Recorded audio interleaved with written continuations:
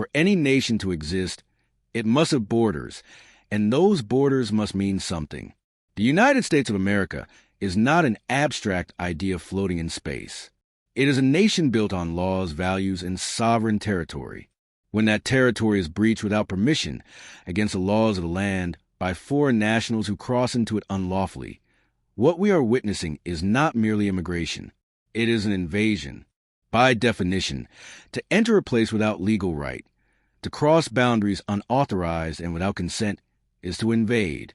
It does not matter if the individuals are armed soldiers or desperate migrants. When the law is broken en masse, when borders are overrun, and when political will crumbles to enforce sovereignty, the result is the same: a loss of control, a compromise of safety, and an erosion of national identity. This is not a matter of race, background, or emotion. It is a matter of national security, economic sustainability, and the rule of law. Every year, hundreds of thousands of people enter the United States illegally. They do not wait in line. They do not follow due process. They do not respect our immigration system, or the millions around the world who do. Many claim asylum, yet never attend hearings. Many disappear into the system, forming a shadow population that strains our hospitals, schools, law enforcement, and social safety nets. And who pays for it? The American citizen, the taxpayer, the working-class family who plays by the rules. We are told to call these people dreamers. But what about the American dream? What about the citizens whose towns are overwhelmed? What about the border agents who are outmanned and outgunned? What about the fentanyl flooding across the border? What about the traffickers, cartels, and criminals who exploit this chaos? Illegal immigration is not a victimless crime. It is an attack on the integrity of our nation's laws. It sends a message to the world that America can be entered by force or fraud, and that we no longer have the courage to defend ourselves. This is not compassion. This is surrender. Real compassion would be helping people in their own nations, building partnerships, and enforcing laws that ensure a safe, legal, and orderly immigration system. Real compassion involves protecting American lives, jobs, and communities.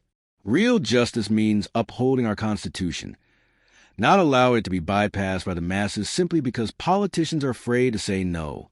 We must stop pretending this is just a humanitarian issue. Illegal immigration is a geopolitical weapon. It is used by hostile nations to destabilize the West. It is used by cartels to generate billions in profit. It is a tactic of hybrid warfare. No bullets, no uniforms, just millions walking across our border as the system collapses under the weight. Ask yourself, what would you call if millions of people entered your home without knocking, refused to leave, and demanded benefits paid for by your hard work? Would you call them guests? Or would you call it what it is? An invasion? The United States must treat border security as national defense. We must build the physical, technological, and legal walls needed to stop the flow. We must end catch-and-release policies. We must deport those who violate our laws and refuse sanctuary to those who disrespect our nation's sovereignty. The days of soft language and passive acceptance must end. This is not about hate. It is about home. Every nation has a right to exist, a right to defend its borders, and a duty to put its citizens first.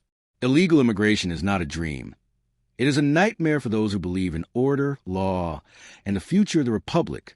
If we do not draw the line now, then what is left to protect? This is not just a crisis. It is an invasion. And America must have the courage to call it what it is, and to act accordingly.